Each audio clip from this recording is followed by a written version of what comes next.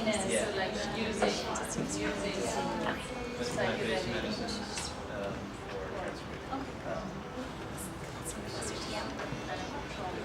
Open, close, whatever. Let's leave it open for a few minutes.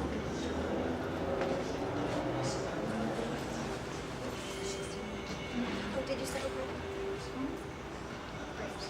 Hi everyone, thank you so much for being here.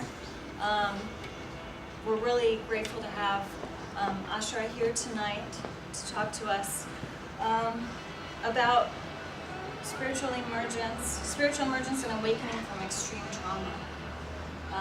And we as a group, Spiritual Emergence group here at CIS, want to hold a position of honoring the ways that transformation shows up in our lives and the way that it might also be held in our, Western allopathic culture, and trying to open the arms and understanding that we can actually continue to evolve in a way, both spiritually and psychologically, without having to be limited by the pathologizing that might happen and stigma. So instead of carrying those things, we want to hold a position of social justice, neurodiversity, and supporting everyone moving through a process like that, a spiritual process. So thank you so much for being here.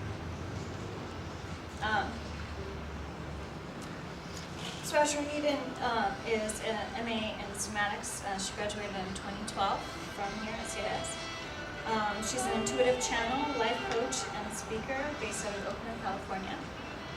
She has 20 years of experience studying, practicing, and applying somatic and spiritual healing techniques. In her free time, she can be found in handstands, making paintings, and worshiping her small dog, Muppet. Muppet says hi. Professionally, Asherah offers depth transformation programs to select clients and groups around self-trust, intuition, the divine feminine, whole life organization, and personal power. She can be contacted at www.asheraheden.com and at asherah108@gmail.com. Thank you so much for being here. Thank you for having me. Hi guys. So I just want to share something about my name, and I have all these notes, and we'll see if I even use them right, but I have a 20-page Google Doc that I made just for you. Okay, we'll see what happens. My birth name is Jessica Abelson, and when I was at CIS, I went here as Jessica Abelson, and the change in my name was a part of my own spiritual emergence process, of finding a name that reflected my truth more and more and more. And I don't know if you guys know this, but Asherah is a Canaanite mother goddess. Eden, Garden of Eden, divine innocence. So bringing back the idea of all of our divine innocence and goodness, and uplifting the feminine principle. What I'm realizing about my name as I go through is that I'm legally still Jessica Abelson. My rent is Jessica Abelson, but I know myself as Asherah Eden, and it's such a dance to hold two identities at once. And that in this journey of spiritual emergence, it's not like we're like, okay, I was traumatized and now I'm healed and now boom, like life is like roses. And I think I was kind of trying to do that for a couple of years in there, and I just realized that, actually called myself on it a few days ago.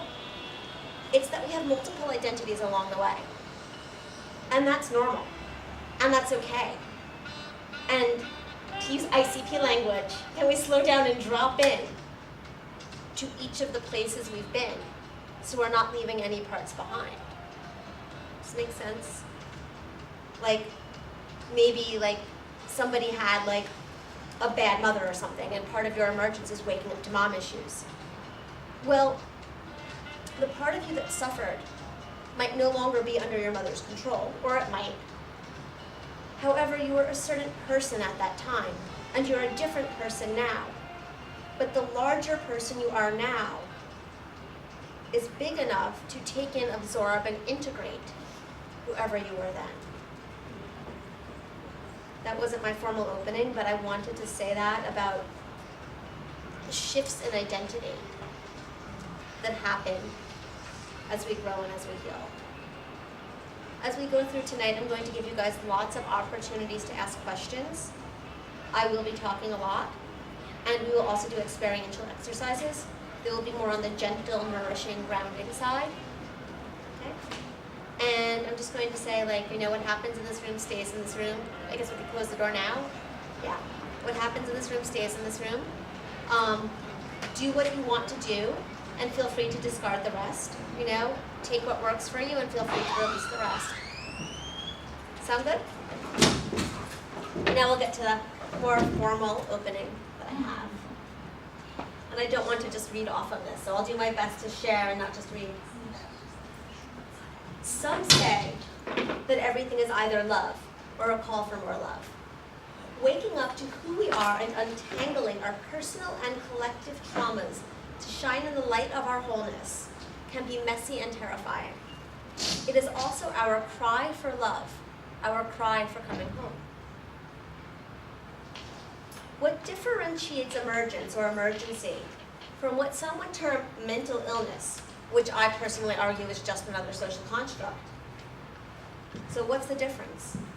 For me, the keys of an awakening or spiritual emergence are fourfold.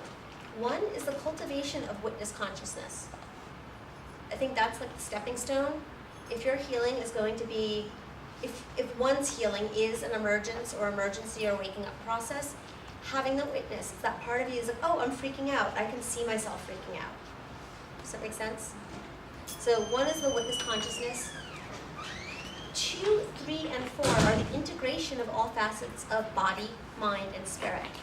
That spiritual emergence and awakening processes involve, welcome. I was in the wrong. Oh, I okay. was in the totally wrong conference room. Oh, well, I'm glad you made it. Sorry. That's okay. That all spiritual emergence has 1, the witness consciousness, and 2, using body, mind, and spirit in your process. So that means, like, when we're starting off, oh, my knee hurts or whatever, but then learning to track emotion as it lives in our body, honoring the tools from psychology and relational work, and understanding that there is a realm that goes beyond that, which is the work with spirit. You could say whole self, higher self, and I will say a lot about this more in depth later. This is the model that I've been sitting with, creating, digesting for really since I finished school, and realized I did not fit into the psychotherapist box. So this is where my process has been at for the past several years. Like, well, what is this about for me? Is this useful to other people? Because maybe it is and maybe it isn't, right? So, horrifying personal stories need not be a death sentence, but rather an opportunity, like the goddess, I'm going to mispronounce this, like the goddess Akilanandashavari, she who is never not broken to shine more and more light. That goddess, she's the goddess of who shatters. Her whole body shatters because her life is so hard, but she doesn't break. In all the gaps, the light shines through.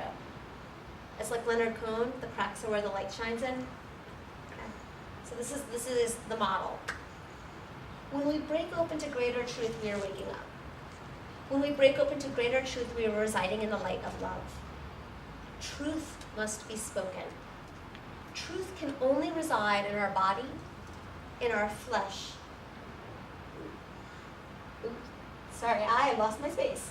Truth can only reside in our body, in our flesh, and in the collective consciousness, the ethers, the field of the akasha. So similar to collective unconscious, to put it in more psychological terms.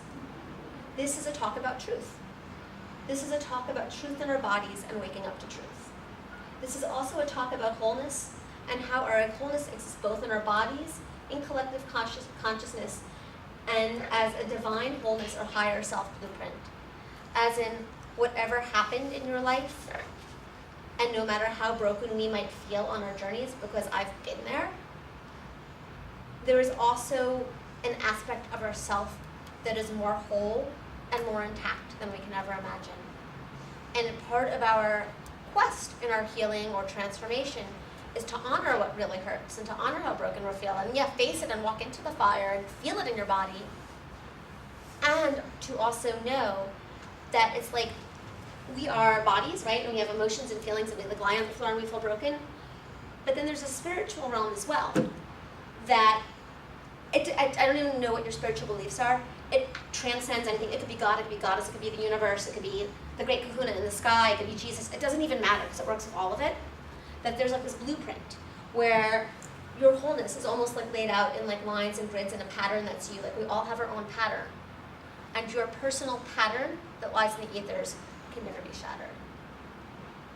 However, to heal, we also need witness consciousness. We also need the body. And we also need the tools of relational work and psychology. So I think a mistake that people make is trying to go right to that blueprint and saying, I'm meditating and I'm chanting and I'm praying, and why am I not healing? That was me a decade ago, that was me 10 years ago, and I didn't understand that I had to do the ground floors in my process, right? And it's not that those tools are bad, it's that it's really easy to go into spiritual bypass. Yeah, meditate, yeah, do your mantra, have a guru, do whatever you want, but get into this. Honor this. Any questions so far? I'll just keep going, but I'll keep stopping to see if there's questions or thoughts. This is a talk about moving from fear and disconnection and separation back to truth, back to our bodies, and knowing our divine wholeness. This is a talk about you, and it's also a talk about me. Facing and meeting ourselves and our stories are both truth and love. Are you ready? Are you ready? Yeah. I once had a business coach who made me jump up and down in her living room and scream, I'm ready, I'm ready, I'm ready. Are you ready? Yeah. Anyone I'm ready. Okay. We'll East Bay business coach it up. I'm not that. Now I'm mocking it a little bit. Okay. So I said this before, but new people came in. I just wanted to say again, everything that happens in this room stays in this room. If you want the camera turned off when you have a personal share, if you want to share personally, you're welcome to. You can request that the camera is off, because I do intend to release this talk and put it on social media. And if you're like, I don't want that, just say turn off the camera. Okay? So it can stay. There are points where I am sharing where I will say turn off the camera, because there are things about my life that I want to be real with you guys about that I don't want on social media. Okay? So turn off the camera is fine. Everything in this room stays in this room. Take what works for you, throw out the rest. Okay? So if you're like, yeah, that A resonates, but B isn't true for me, okay, use A. I'm not attached, you know, whatever, use what works, let go of the rest. And we will be doing some experiential meditation, somatic work. Only go as far as you want to go. It's not that I don't encourage depth, because I do. But if you're like, I need to take it easy, take it easy. It's not like, oh, who can whatever the most. You know, if you want to dip a toe in 1 inch, that's fine. Okay? So good. Cool.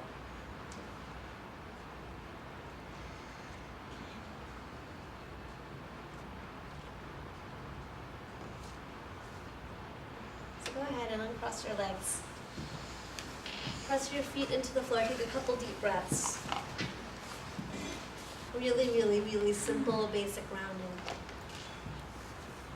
And just feel your feet connecting with the floor connecting with your feet. And all you're doing is deepening your breath in and your breath out, feeling how you connect to Gaia, Mother Earth, and how she reciprocates and gives you energy back.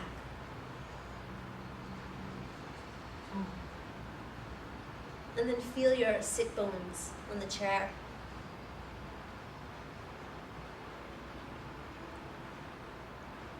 And the chair connecting to your sit bones.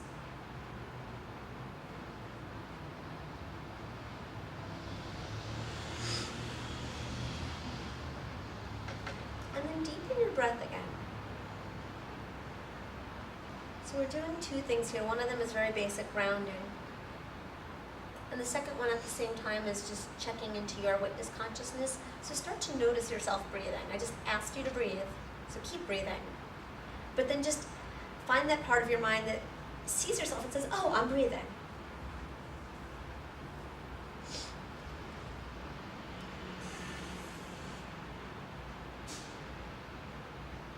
And as you start to have another thought, instead of judging yourself, can you light up that part of your brain so it can witness you thinking and go, oh, I'm thinking inside of yourself. It's kind of trippy. So just spend a moment there.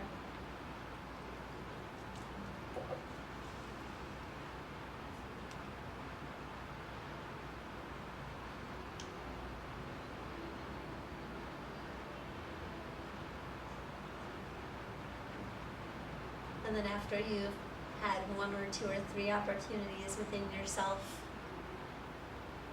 to either notice, oh, I'm breathing, or to catch yourself thinking and be like, oh, I'm thinking.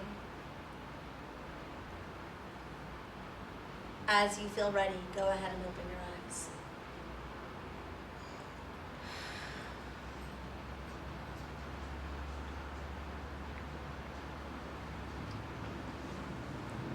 How was that? Does anybody want to share anything? Optional.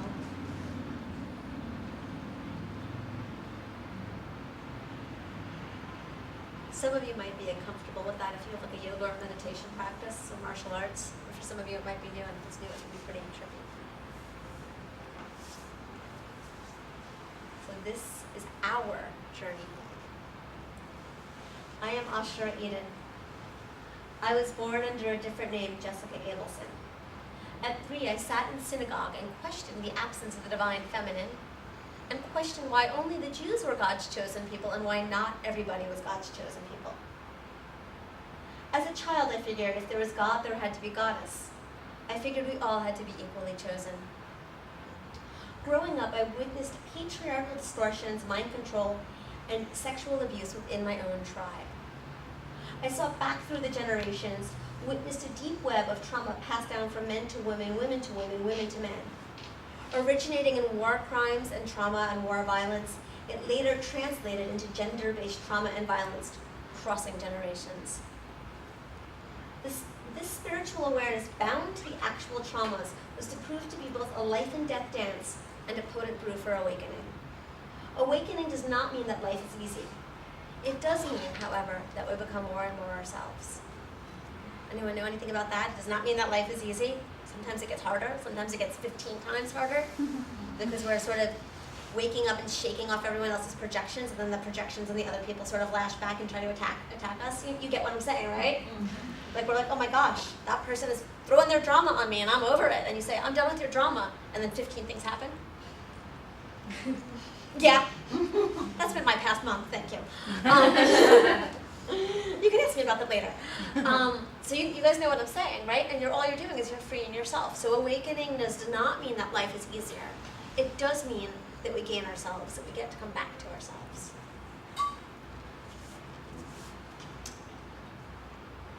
This talk in part is about my journey home, the steps I've taken so far, and the steps I have yet to walk. This talk is about your journey home, about the steps you can practically take right here and right now to heal trauma, break free from PTSD, reduce suffering, get in your body, calm down, get grounded, and wake up to your love, your power, and your divinity. There's a verse in yoga philosophy about going from the unreal to the real, untruth to truth, darkness to light, death to immortality. This is my prayer. This is my prayer with you, that we may all be set free, that we may all know love and sovereignty, personal power and free will, that we emerge awake and victorious. It is my prayer that what I share about my story, my journey, and my path will save you heartache. Save you heartache, save you heartbreak, save you suffering, time, money, and energy. It is my prayer that we can boost each other's strength, create connection, and heal one another's capacity to love and to trust. This is a side-by-side talk with the experiential how-to woven in. So in this talk, I'm going to go back and forth between sort of lecture pieces and talking you through components of a 5-part process I do with clients. Now the 5-part process is not within one session, it might be like over a year or 2 years. However, we're going to do 2, maybe 3 parts of that tonight, depending on time, maybe 4, we'll see where we get to. We probably won't get to number 5. But we'll do at least 2, maybe as many 4 parts of that tonight. So they'll be talking and questions and experiential. And if you need to, use the bathroom, eat, take a nap, it's all good. Okay. Do a handstand, stretch, yell, whatever. Okay, that's all. Any questions so far? Okay. So you guys are smiling. That's good. No one's falling asleep yet. And so it is. I really like that. And so it is.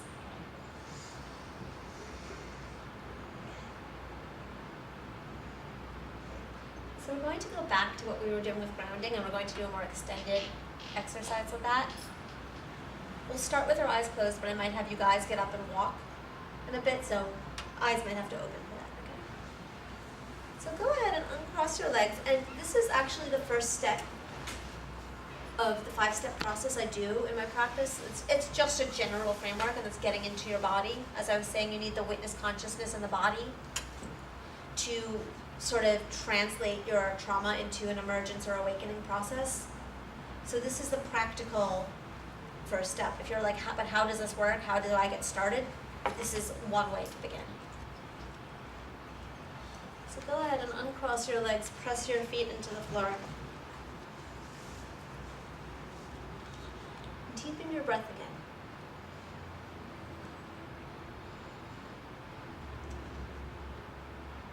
Find your deep breath in.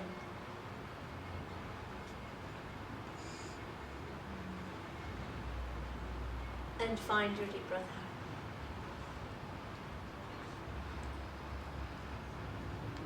And either focus on pressing your feet into the floor or your sit bones into the chair, whichever is better for you.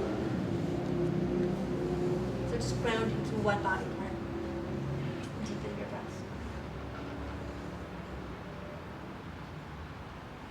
Imagine a cord of energy running from the crown of your head down through the midline of your body and out through your sit bones or feet back to the earth. And the only thing this cord is about is getting grounded, holding your energy steady, and feeling what is you. Because sometimes we take on things that are not ours and start to feel all sorts of other people's stuff. So right now you're just feeling what you can of you.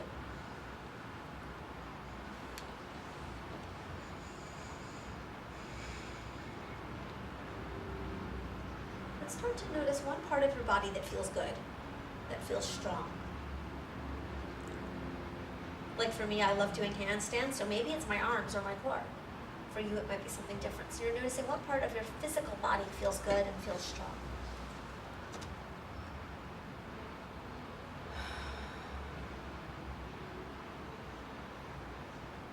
And then deepening your breath and pulling your awareness into that part of your physical body.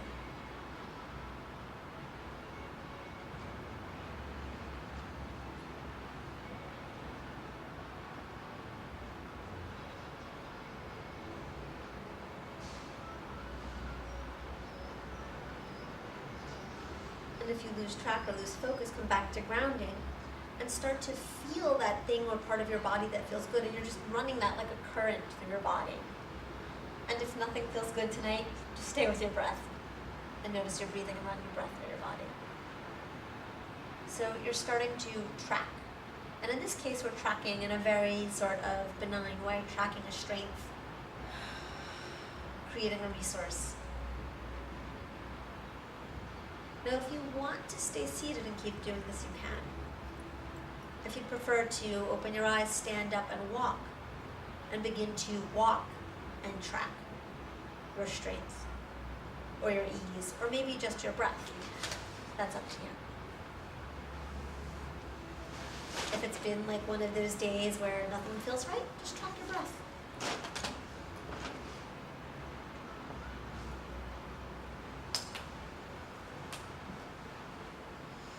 For the next 30 seconds to 1 minute, somewhere in that range, you're just going to be with your body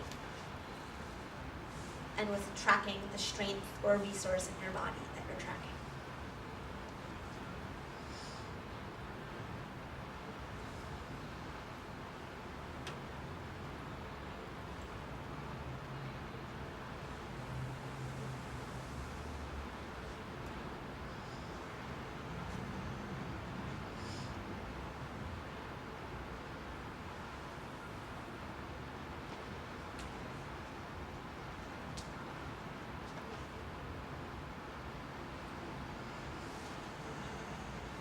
And then slowly start to change gears. You can keep walking, but go back to that witness consciousness.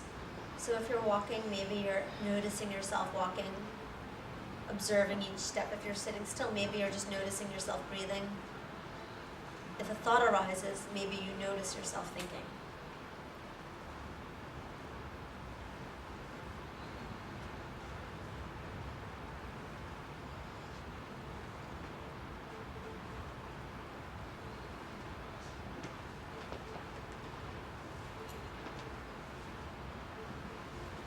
notice how it is for you to be witnessing yourself, either witnessing your steps or your breath or your thoughts. So you are consciousness watching itself.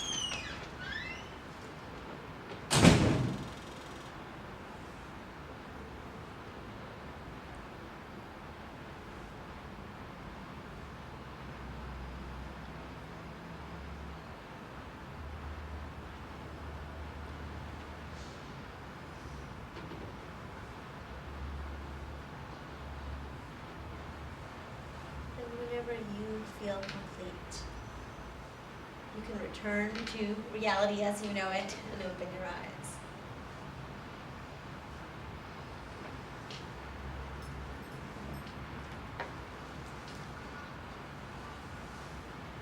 So we sort of combined getting in the body with the witness consciousness on a little bit more of an extended level.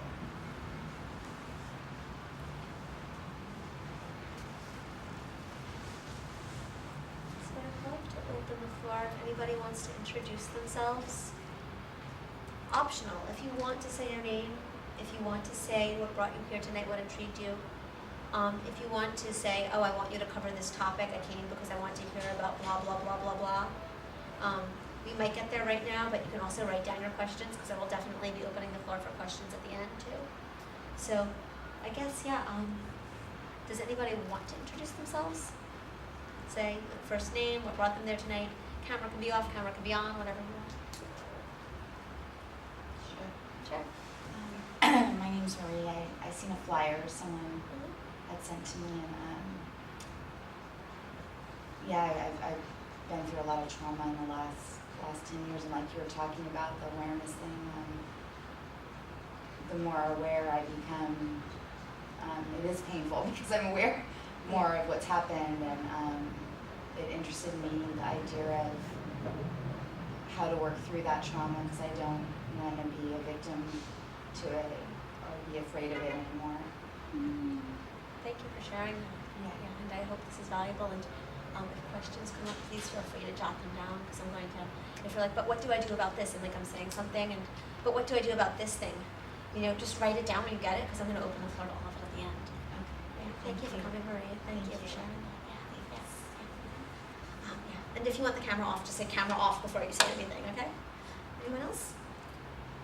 I'll go.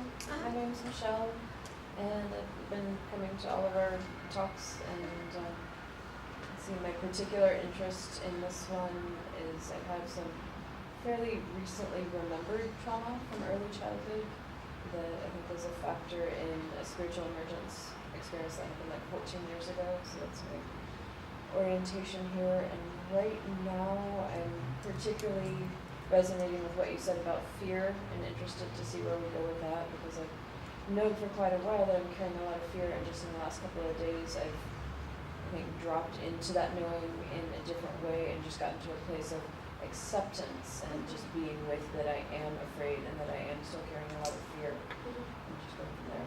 So. Thank you. Thank you so much for sharing that, and again, thank you for coming here. And I think you'll really resonate with what I'm going to say later, because I'm going to talk about my own journey later, and there's a lot about fear in that. And if you have like a question that like I said to her that I don't cover, please just write it down, and we'll, it's probably better to do questions at the end because they're going to arise. Thank you so much for being here, and blessings to your courage on your path, and congratulations too. You know what I'm saying. Anyone else? Hi, I'm Nas. I've been helping organize these talks, and I'm interested in the subject because I've been interested in intergenerational trauma because my parents are war survivors, and interested in healing within my family and myself, and also being a survivor of mental health system or whatever to call it. I feel like I've been impacted by that as well and traumatized by that as well. So I'm really happy you're here today, Asherah. Thank you. Yeah. Thank you for bringing me nuts. Yeah. We should all clap for Nas because she's somebody who's like, I appreciate so much of this. Let's clap for her. I hope that's okay. Anyone else? Optional introductions. I'll go. Uh-huh. My name's Hallie, and I was interested in your coming here in particular because I feel like I have some trauma that I haven't seen, kind of like I'm imagining this pendulum, and like as far as it swings to one side on trauma, like if you can recover from it, like you can go that far on the other side too. I feel like I'm still stuck on this side, but I'm really intrigued by that idea of becoming free of it and this kind of potential that exists if you can recover from it. If you can what? If you can recover from it. But thank you. That's an awesome point, and I want to say the short answer is yes. But it doesn't mean that life is easy. Yeah. The shortest answer is it's yes and.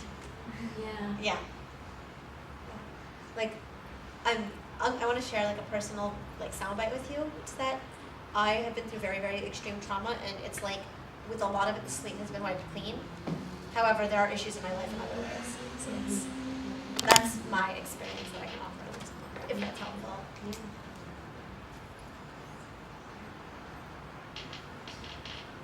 I wasn't going to share, but I feel compelled to share since I'm here. I was really looking forward to your talk tonight just because I knew it was going to resonate on so many levels. I'm Marley, by the way. Hi, Marley. And I grew up with some trauma in my background, but wasn't really aware of it. It's only now that I'm older, looking back, realizing I was always a seeker and really interested in spirituality. And when you're saying that whole thing about the spiritual bypass thing, that really resonated with me too, because I was looking for an answer and I went towards that initially, and then had like an actually very traumatic spiritual awakening that I'm still working through. Yeah. And so I'm now realizing that in order to kind of like have the foundation for that, like I have to go back and look at that other stuff. Yes. Because I didn't have a very strong foundation. Like the bot. What kind of foundation did you not have? Just, single parent home. My mom was an alcoholic. Okay. Like Okay. So there was practical. a lot of trauma from Gotcha. that. Okay. So, like just making my roots strong so Yeah. that I'm able to deal with this like opening that I have, which is, it's very overwhelming for me. So I guess like healing from both of those. There's so many answers about roots that, a lot of therapists would say it's relational, and that's true. Yeah. But then like your body is also like your single greatest roots and resource. Yeah. Like if you're like going to be in the middle of something on your own, this is like your root. Right. So, thank you. Thank you. Anybody else? Optional introductions? Yeah. Hi. Hi, I'm Michelle, and I'm really so grateful to be a part of this group, and so grateful that you're here. There's so much about what you're saying that I'm just like, yes, yeah, and it's so powerful because I feel like I've also been going through a spiritual process of awakening over the last few years that was diagnosed and pathologized and trauma from the institution and everything like that. And so how to be able to not only work with what's coming and continues to come up for me, but to support other people in their process in a real compassionate and understanding way, really allow them to be seen. So that passion for service, but still really not knowing exactly how to do that. Oh. So here's a starting point as a thought. What do you need? Even if you're not getting it, if you could have anything, if you could, it's like we have this menu of this is on the menu of healing, and this is what I'm allowed to have. Well, I'm allowed to talk about it and go to counseling, but I'm not allowed to kick a wall and scream and yell, fuck you, right? Some of my teachers here really did not like me. I triggered the faculty. I won't name names. But it's for yourself to say, because you were mentioning you had your process and it wasn't met well and it wasn't held well. If you could have had anything in that process, on the menu that you think about and totally off the menu, flying in an airplane, jumping out of a parachute, that's going to heal me, whatever it is, what would you need? Because that's your answer, and that might be the answer for some of the people you're working with too. Thank you. Does that help? That's really powerful. Yes.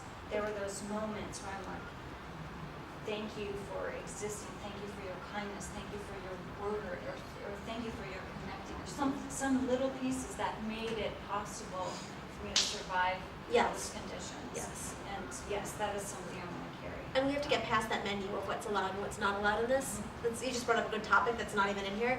I think, like, for myself, when I was applying from the beginning, I thought there were certain things I was allowed to get in, like, a healing session, like, you know, I could talk about it politely, but I couldn't get mad and scream. This is a very more benign example, right? And even here as CIS, I found that, like, what was presented in classes was somewhat limited. Like, you could get into your body, but, like, you know, nobody was doing, like, anything, like, really raw and primal, at least not in somatics. Or at least not in somatics. I finished in 2012. Between 2009 and 2012 in somatics, nobody was doing that. Nobody in somatics was doing, like, shamanic journeys or whatever, like, in the classroom. So I think that it's important to remember for ourselves and for those of us who are working with people, for our clients, that it's not just the menu we're presented, that there are limitless choices. And it's kind of mind-boggling because we're so used to thinking, well, I'm going to get up and I'm going to wash my clothes, I'm going to do yoga, and of course this is how my day is. And it's kind of wild to ask you guys to, like, deconstruct that. Maybe you need to for yourself. If not for yourself, maybe you need to for people you're working with. Does that resonate? Any other questions? Any other optional introductions? Yeah. Hi. Hi, I'm Elizabeth. Hi, Elizabeth. I'm in the PCC program. Emerson invited me, so I Yay. came. And I guess I'm here because I'm very interested in spiritual crisis and initiation, and I feel like my whole life has been a spiritual crisis. And I've fought that and tried to be normal, which became ever more impossible. And I feel like now I'm at a place where I'm trying to embrace that and figure out, like, what it means to be someone that is in constant crisis and evolution, and what purpose that might have for serving others. Thank you. I'm like, I feel like I'm taking that in as you say it. Is it okay if I share a thought with you on that? Like, is that cool? The first word I got about that, I know what you're talking about because this has been, my life has been very similar. So I'm asking myself, I get what she's saying because I've been there and in some ways I'm still there. The first word is surrender, but surrender does not mean give up and wait to die. It means, like, oh my gosh, this terrible thing is happening and I don't have to complete control, and just maybe there's a reason, like trusting that there's a reason even though if we don't know what the reason is. But then with that is cultivating your own strength. They're not conflicting. I know that sounds really strange. Does that sound strange? No, I understand. You know what I'm saying? So you're feeling your strength and your resourcefulness, like in your body or in your psychology or whatever gives you strength. You're feeling your strengths and at the same time surrender. Is that helpful at all? Yeah. Yeah. So it's the paradox I have to learn to live. It's crazy. It's like what thank you for this universe. What the heck do I do with it, kind of thing, right? Yeah. Okay. So look, if you have questions about that, write them down because I want to address whatever needs to be addressed. Anything else? Anybody else want to say hello? Meet first name. Big thing that brought you here. Hey everybody, Hi. I'm named Emerson in this lifetime. That's what they tell me anyways. And I'm here to be support and witnessing my own inner dialogues somatically and multiple levels, and just wanting to be of service in general and learn more language and techniques and use some modalities for helping one another embrace our wholeness and our gifts. And, do the work. So it's an honor to be here. Thank you all for showing up. Thank you. Yeah, thank you.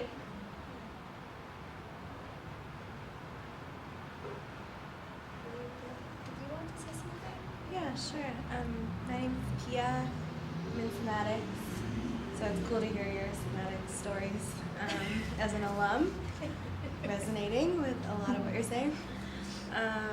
And what got me into the program in the first place was a course I took with another organization that's trauma, like the trauma is their focus. And so I'm really interested in just trauma work in general, and I think that's where like the truth is. And so, yeah, just anything with trauma in the title, I'm usually like, tell me more. Tell me more. Thank you. I said to a friend over dinner, actually it was at a friend's house last night, and they said to her, like when I'm working with somebody and like when I get to the heart of the matter, like the deepest core of their trauma, it's like I feel this exhilaration, and it's not like I'm enjoying their pain, it's not that sort of thing. It's like finally we're at the truth and we're untangling the truth, and it's like going down a roller coaster or something. I don't know if that might resonate. Yes. Anybody else? Okay. If you decide later you want to say hi, you can do that later, okay?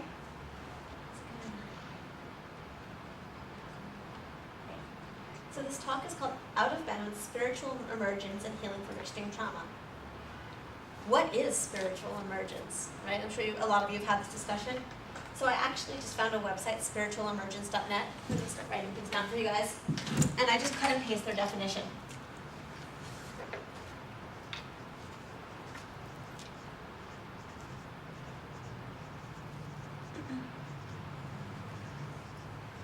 And I'm just going to write this down. This is a resource for getting in your body. It's my primary yoga practice for the past couple of years, past 7-8 years. Has really helped me get in my body. If you're interested in yoga, which some of you might be and some of you might not be.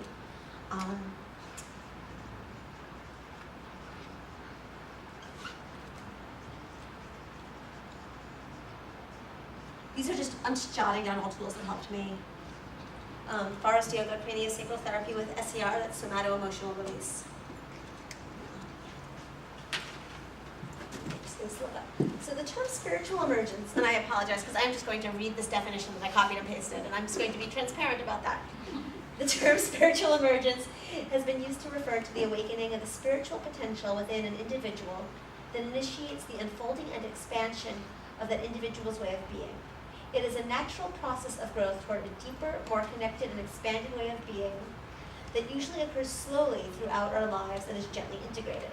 When this process occurs rapidly or becomes very intense, it can seem disruptive and out of context with everyday life, precipitating a personal crisis, which is referred to as spiritual emergency. Although emergence is a natural process, traditional Western medicine and helping professions have not generally recognized it. Spiritual emergence has the dual nature of being potentially deeply healing as well as potentially deeply disturbing. When these experiencing disturbed manifestations of spiritual emergency traditional healthcare, they may feel misunderstood or be diagnosed as emotionally disturbed and prescribed medication or other medical interventions. The healing potential of the emerging spirit is often distorted or smothered, and the aim of symptom management becomes the goal of therapy. Yep. So that is one definition, and it's a lot longer. And they go on about Kundalini awakening, shamanic journeys, psychic openings, near-death experiences, like all of that is listed in the definition too. So, a whole host of potential paranormal experiences that might occur is also listed within that definition. So I just want to honor and acknowledge that, and to say that those things are real, they exist. You're not crazy. The question is, if you're having a paranormal experience of any sort, is witness consciousness present? Does that make sense? Because I think that's like the fine line, and this is just me speaking from what I know to be true. It's certainly not what anyone like in a very traditional model would say. However, my take on talking to spirits or seeing entities or seeing things, that it's actually very real and it's another form of information. However, for it to be accurate and a potential tool of transformation, we need to be in our bodies and able to both witness it and be aware that we are witnessing it. So I just wanted to say something about that because I'm sure that applies to some people in this group. That's certainly been a part of my journey. So while we're on the spiritual emergence definition, which I'm sure you guys are very familiar with, to add that the paranormal does happen, and frequently we're opening gateways of greater perception to different levels of truth that are there. However, are we in our body? And do we have witness consciousness? And I think that is what differentiates a healing paranormal experience from something that's more shaky or untenable. I'm really trying not to use mental health terms. Make sense? Like, we're talking about where are we going that we can integrate and use for our own healing or other people's healing versus which is going to spin us out and send us into greater crisis. That's the differentiation. Okay, we have the first definition. What is extreme trauma? Okay. This is so tacky, guys. I went to Wikipedia. Trauma, which means injured in Greek, is often the result of an overwhelming amount of stress that exceeds one's ability to cope or integrate the emotions involved with that experience.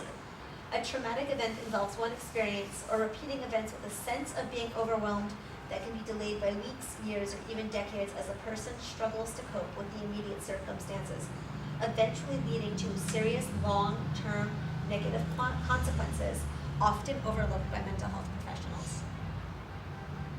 Should I go on, or is that enough of a definition? Are you guys sort of steeped in this in school? That's good. It's good. It's enough, yeah. This is pages of this. But it's like a variety of events, and you guys are like psych students. So what is the relationship between spiritual emergence and extreme trauma, right? Okay, we've sort of said, here's a kind of long spiritual emergence definition and a brief trauma one, because we're all up in CIS. We're up to our eyeballs in trauma. So what's the kind of relationship and what's the point of this? From my perspective, extreme trauma can have several effects. One of them is shocking the system into fragmenting into different parts, e.g. the one who was abused and the good girl who was never involved, for example. It can also lead to other interesting effects like repression, either repressing the trauma or repressing powerful, strong, good, beautiful parts of the self, in a misguided, oh, well, if I play weak, I play small, then I'll survive. When we go through big traumas, we either repress the event or we repress powerful parts of ourselves, or both. And also it can lead to keeping like stories, memories, aspects of stuff, like literally stuff into aspects of our body or our psyche, or even on our field. So if we're going to talk about spirit and higher self, when we get traumatized, a part of us is shocked out. And sometimes that part of us doesn't even live in our body anymore. It can like live in our energy field. It can possibly live in someone else's body. So that's like where the shamanic perspective and soul retrieval comes in. Is it high for you guys still? So the idea that like, yes, we have bodies and trauma fragments are bodies. Yes, we have psyches and trauma fragments are psyches. And yes, we have souls or spirits and trauma fragments those too. And that's something that the psychological model does not like to discuss. It's like a big fat, don't go there, that cray talk. Yeah. Yeah. We'll do a group soul retrieval. Okay. So we go through life as only part of ourselves, like the good girl that is allowed, or the part of me that whatever our never happened to. This is the results of trauma. This creates a sense of false self, of walking on the surface, or of living on the surface. Like, oh, I'm just going to be that person that people approve of because of what happened. The problem is, we are using so much energy staying separate from other parts of ourselves, warding them off in an attempt not to know or not to remember. As a child, that might have made sense.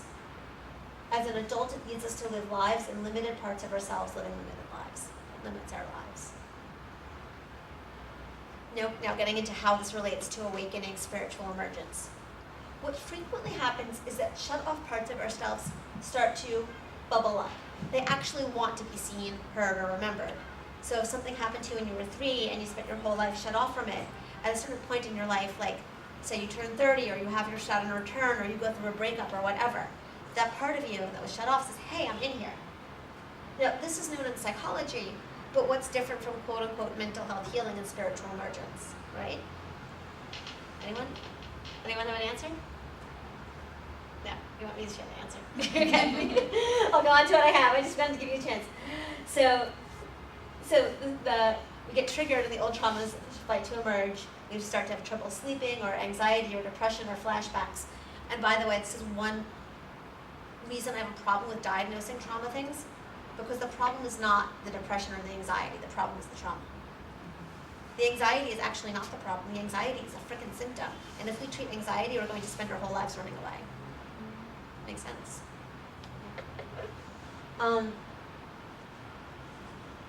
Yeah, okay, so I said that. So in psychiatry and sometimes in some corners of therapy, this gets looked at the level of the symptom, the anxiety or the mood swings, and a diagnosis is applied, like anxiety or borderline personality or depression, or maybe we're medicated. Now I'll say something else about medication later, but the overall diagnostic thing, it's treating the symptom, not the cause. And for some of us, like, and this was part of my journey, like I grew up and I was like shamed and told I was bad and that there was something wrong with me and I was the identified patient, right? And to have a diagnosis on top of that is like, oh, now I'm bad again. Great, I'm never gonna break free. Oh, something else wrong with me. So I think diagnosing people who've been through trauma is actually sometimes irresponsible. Yeah.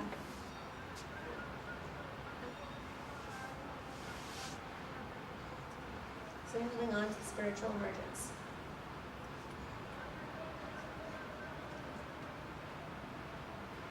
When we go through traumas, we split off and lose track of one, our own inner wholeness, into our connection to source, spirit, and higher self.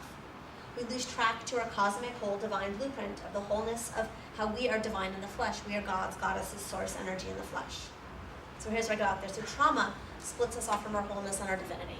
So this is where we start to make the connection to spiritual emergence. We lose track of our wholeness on the mundane whole human level, like going through the day, driving the car. And we lose track of our wholeness as part of the cosmic whole, and we forget that we are God, that we are goddess, that we are source. When our trauma symptoms bust on through, they are a big, bright, screaming light going, look here, heal this fully, and move back towards your personal and psychological and spiritual wholeness, and back to your divine wholeness. So when we start to have PTSD or flashbacks or memories, that's not disease. That's a part of ourself that was shut off, saying, look at me, I'm in here, move back to God, move back to love, move back towards wholeness. Bring your parts back together, and remember how fucking awesome you are. So, like, I mean, if there was a DSM in this room, I would take it and throw it out that window right now. Anyone? Amen. I don't want to hit anyone. Okay. Symbolic DSM, it's a business card, it's not going to hurt anybody. Oh, I'd like to do this at CIS for your symbolic DSM. Bye-bye. Okay, no, that was not clear. I won't hit anyone on the head and hurt them. Okay. I was gonna say, like, personally, I'm totally with you, and I would probably just throw the whole mental health system out the window along with the business card. But I'm on this Facebook group, I don't remember the name of it right now, but somebody asked what people's experience was when they were diagnosed, and if it was helpful, if it was harmful, whatever.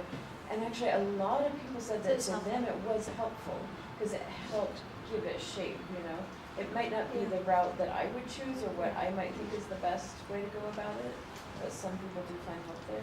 Oh, I agree with that. I've had, I have a friend who has been through trauma, who has a diagnosis, and he loves it, because it makes him feel safe.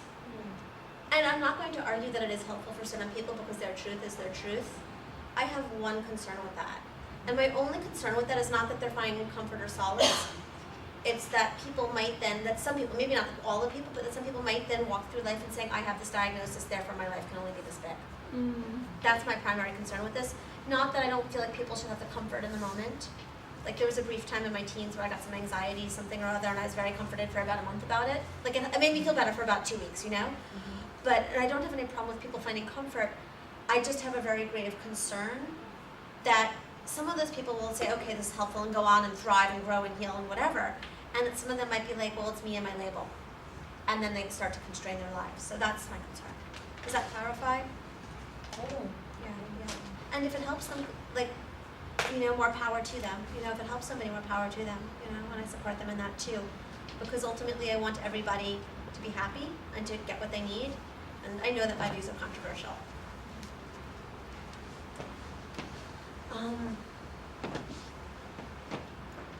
So, I was talking about the bright shining light that's saying, look at this story from when you were 2 or from when you were 5, and pick up that lost piece of yourself. You know, work through the hell and the pain, but then you're gluing yourself back together. It's like you're finding this part and this part and this part and gluing yourself back together, right? And coming back more towards source. So, and I lost my place again. I'm saying that this process is the spiritual emergence or spiritual emergency. It's when that light is saying, look over here, and then you have the opportunity to kind of, through whatever practices or healers or therapists or counselors or yoga or whatever you're doing, to find those pieces and glue them back together. That is what I'm actually calling spiritual emergence. When it's done with the witness, when it's done with mind, body, and spirit. Is this resonating? Mm-hmm. Because instead of living in these little traumatized, split off pieces, you're waking up to your totality. And I want to add, I did not say this, this can be a journey that takes your whole life. You know, I think that, like, for myself, I did the bulk of my deep trauma healing in like 4 or 5 years, but it was like nonstop. But I'm becoming more and more aware that feeling my totality might be like something that I'm dying, I'm still working on. But I think all of this one's really deep. It does not mean that you have to like have PTSD forever. That's not what it means. It does mean that your growth and your healing might be a lifelong process. And I'm trying to choose my words carefully. But like that the worst, the horror, does not have to be. Like like the horrifying point where like, oh my God, this happened, and oh my God, this happened. What I am saying also is that does not have to be forever. And I can't say what it is for any of you. For me, it was 2008. It started very slowly in 2004, 2005, 2006. I was pretty cracked open in like 2007, but I resisted it until early 2008. And it was 2008, 2009, 2010, 2011. It was like 4 years of boom, boom, boom, boom, boom. There's a timeline. I think the actual deeper living is finite. So if we go back to the definition of just part of our spiritual emergence definition, it is a natural process of growth towards a deeper, more connected and expanded way of being that usually occurs slowly through our lives and gently integrated. When this process occurs rapidly or becomes very intense, it can seem disruptive and out of context with everyday life, precipitating a personal crisis, which is referred to as spiritual emergency. So if we do this slowly and gently, like over 10, 15, 20 years, that might be spiritual emergence. If all of a sudden we have an experience, then boom, it's like fast. Like I would say what I went through was a spiritual emergency, even though it was 4 or 5 years, because of the intensity. So when it's amped up to a certain notch, it becomes a spiritual emergency. Does it make sense? Is this resonating? Is more or less true for people?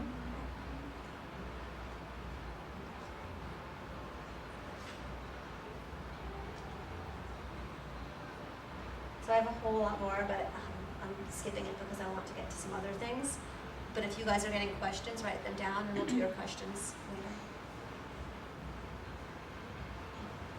So I just want to recap something that I said in the beginning, because I have a thing here about, is there a differentiation between mental illness and spiritual emergence or spiritual emergency, particularly where trauma is present? And all I'm saying on that is, as a practitioner and in my journey, I never found the mental illness category terribly helpful, so I'll leave that to somebody else who wants to talk about that. Like I'm actually just, like someone else can have that talk. What I can say is that for a process of trauma healing to be or result in some sort of a spiritual emergence, it probably has 4 key components. And I say probably because I'm not into absolutes for myself or for anybody, because I have good ideas, but there's a lot I don't know. Okay, so probably. Witness consciousness, use of the body, use of psychology and relationship. I already said this, so I'm keeping it short. And use of connection to higher self, divine God, blueprint, source, or spirit. That could mean that you have like a relationship with a shaman. That could mean that you just do certain kinds of meditations on your own. It could mean like you stop and smell a flower and say, oh my gosh, how much beauty. So that one, I think people get interesting ideas about that. And I'm from the East Coast, particularly in California. So I'm from New York, I'm a little bit like, but like particularly people get interesting ideas about spirituality. Your spirituality can be like, 6 gurus at 4 ashrams, but it could also be like a flower and a gorgeous day.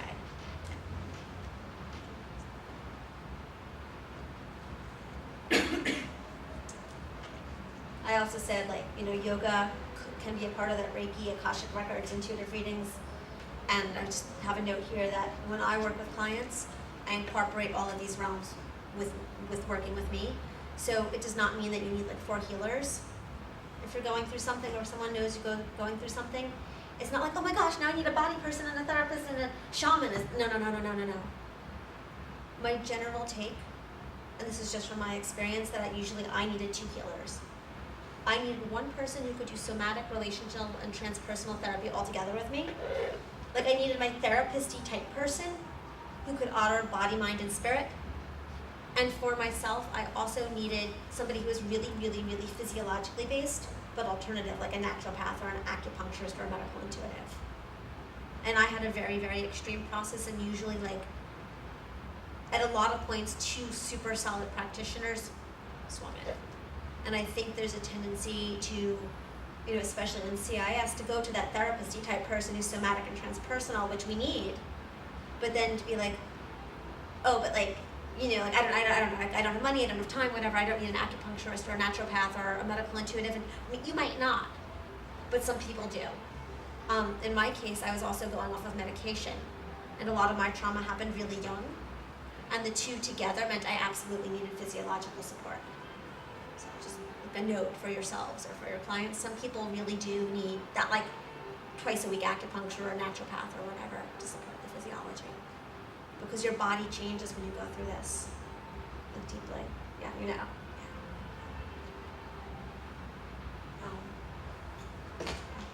So somebody on Facebook, I don't think she's here, asked me about medication. Is this a topic we should talk about?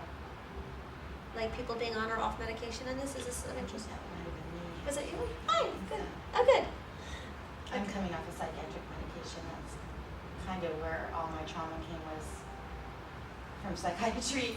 I mean, it started with a trauma. Thank you. I didn't put it together. Thank you for being here. It started with a trauma that had nothing to do with that, but then it's like another layer. I never got to handle that trauma, and I ended up in the system, drugs. It's shameful to even say, with electric shock treatment and the whole shebang, the labels, psych wards, and I never had that happen to me. I mean, I didn't have like a past. I had the spiritual experiences when I was young and not really much trauma, and then I went through a trauma, but this trauma was terrifying, and I thought there was something wrong with me. I thought it was my own mind. Right. And from what I'm learning now, it was the drugs. It was from being abruptly taken off the drugs. Absolutely. I mean, I know now I was in psychosis from being abruptly taken off the drugs. Yeah. That's why I ended up with shock treatment. I mean, it's just like, this terror is coming up, and I don't know what to do with it. So I'm withdrawing from the drugs now. I had my awakening, or whatever you want, that spiritual thing come back that kind of woke me up 2 years ago, and I've been in this process of getting off the drugs. But this experience went on for 10 years in psychiatry, and it was just hell. I mean, I call it torture. Only I thought it was me at the time, there was something wrong with me, when now I'm learning it wasn't, but it doesn't matter, it's already happened, and I don't know how to, The first thing, if there's anything I could do to show you extreme kindness in this moment, what might it be? you already are. They don't show you that.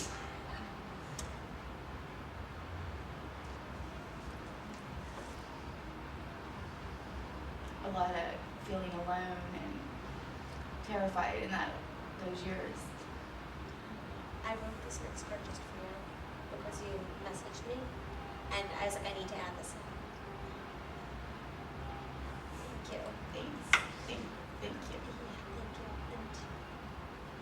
And you are welcome to share more if you want to. There's going to be an open forum at the end, and you're welcome to share as little or as much as you want. Okay. So I will say this. Okay. Some of you have asked me questions about being off or on medications in the journey. What I can say this, I am a psychiatric survivor, and the medications blocked my emergence and healing. While on them, I could not feel or contact myself. I cannot see, know, or heal the underlying trauma and abuse. For some, medication acts as a force of repression. And I also want to add, in certain cases, it can also save lives. I'm not saying that everybody should be on it. I'm actually pretty anti-medication. However, if that person's about to jump off a bridge, however, while on them, I could not feel or contact myself, see or know or heal the underlying issues. For some, medication acts as a force of repression. And the way that it's handled in the system is really abusive and egregious. It's not just that it's out there, it's that it's used as a tool of punishment, abuse, and control. And in some cases, being medicated. Sometimes, yes, if that person's about to jump off a bridge, it's an act of mercy, but sometimes it's an act of abuse. You're powerless, you're different, you're the other, I'm gonna punish you, I'm gonna give you this pill, shut you the fuck up, and it's gonna be just like your fucking rapist. I love you. And I'm sorry that ever happened to you. You too.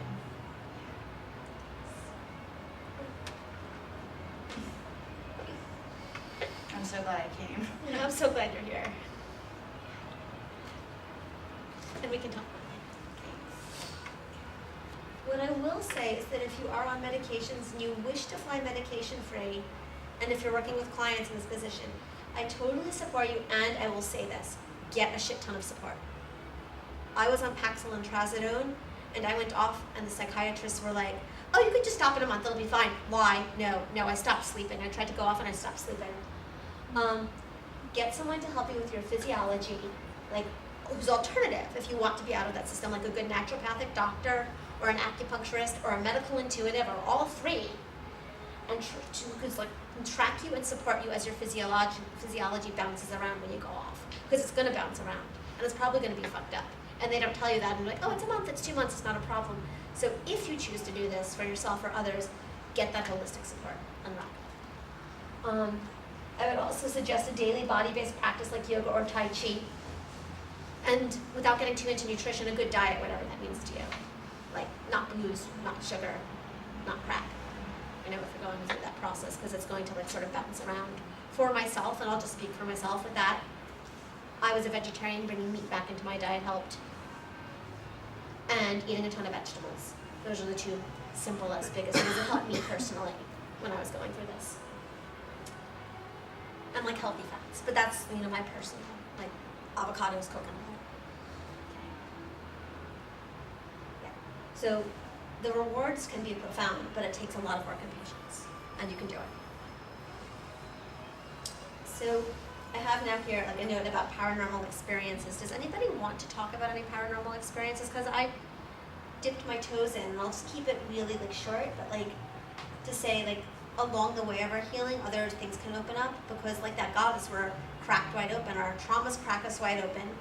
We try to shove ourselves back together in a distorted shape to seem intact so we can have a job or whatever, right? And then we start to remember and heal, and we crack back open again. And in that cracking, we sometimes gain access to other dimensions, other realities. And I know I said earlier that this is real, but I just want to open it up and see if people have sharings or questions about this particular topic. Or about the medication topic. Or none at all. I have a pondering. I've just noticed as I've been doing my own healing work, just feeling more and more intuitive and hearing things and like you're saying, getting words or images and it comes and goes and it feels really linked to my own healing process. But it feels kind of tender and not like I have control of my access to it. And I'm just, one, curious if other people have had similar things, and two, how folks have honed it at all. Have honed that, Anybody want to respond? Mostly time and experience. One thing early on for me, something that someone said that I found really helpful was, as far as voices, not to listen to any ones that said things that were not supportive, just to listen or take in what information that check it in and see if it resonates with your heart. Always remember that you're the ultimate expert. That you don't have to take everything in that comes in. Other than that, I think just practice and time and experience, and like the grounding we did at the beginning, always grounding, always clearing your own field.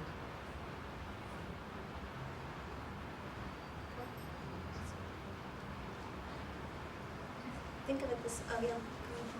I think I've been working on just kind of my new empathic abilities around feeling other people's affective states in my own body, and just trying to go through a process. I'm still in the beginning of it too, trying to go through a process of like, okay, is this coming from someone outside? Is this coming from internal? And then like, how can I have a boundary around this? How can I react to the situation, or should I not react to the situation?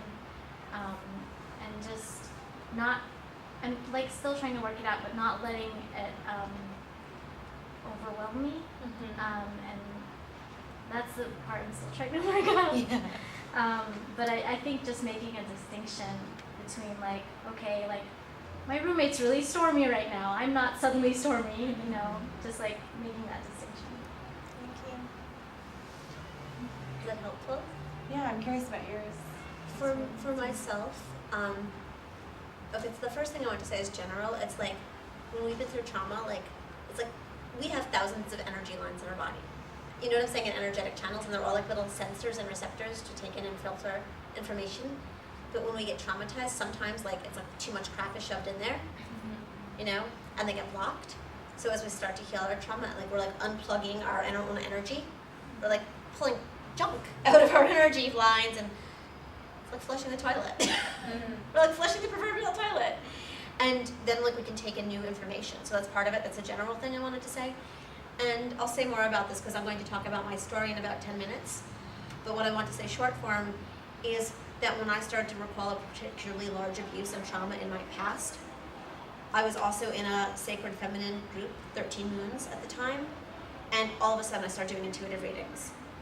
Like I was in the middle of healing this monster trauma in my past, and right when I was in like the worst of it, like up half the night freaking out, people were like, I was at my friend's house and she had a book on giving Akashic record intuitive readings, and I picked it up like because I felt passionate and I felt drawn to the book. But then I started giving readings and people were like, how did you know that? How did you tell me about my mother or about my cat? Or how did you find where my lost cat was? I was like, I don't know, I didn't do it, the universe did it. But by pulling out my own trauma, I started to download a lot of other stuff. So, and that's, does that answer the question? So that's what I'm saying, that there's gifts. When I was saying something about wholeness and light, that's part of what I'm referring to. It doesn't mean that our car doesn't die, or like that we don't, or that we have the lover of our dreams. But it does mean that as like we unclog our own energy, we do cultivate and tap into other skills and other gifts and other strengths and other capacities.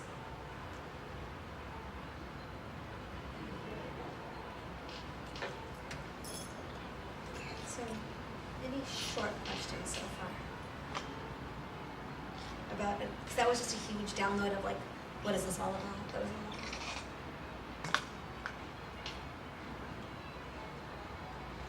Let's need a 5-minute break. Let's take a 5-minute break. Go pee, go get water. I'll be back at 8:30. I want to do one more experiential and share my own story, and then open the floor for questions.